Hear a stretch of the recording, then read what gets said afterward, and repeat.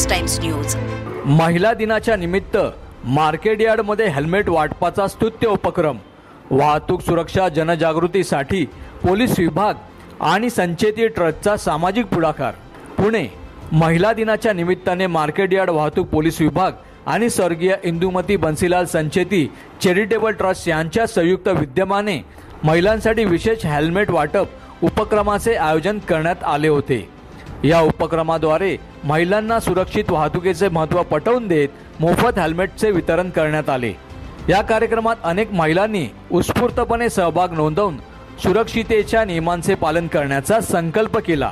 Upper police आयुक्त Manoj Patil, police उपायुक्त वाहतूक शाखा अमोल झेंडे आणि सहाय्यक पोलीस आयुक्त वाहतूक विभाग अश्विनी राख यांच्या मार्गदर्शनाखाली हा उपक्रम यशस्वीपणे पार पडला।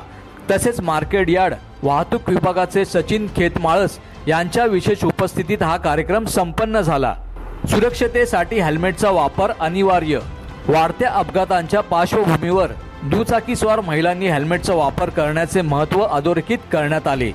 स्वर्गीय इंदुमती बन्सीलाल संचेती चॅरिटेबल ट्रस्टने या उपक्रमात सहकार्य करत महिलांसाठी मोफत हेल्मेट वाटपाची जबाबदारी पार पडली। अभय संचेती यांनी यावेळी सांगितले, महिलांची सुरक्षा ही केवळ कुटुंबापुरती मर्यादित नाही, तर संपूर्ण समाजाच्या सुरक्षतेशी जोडलेली आहे।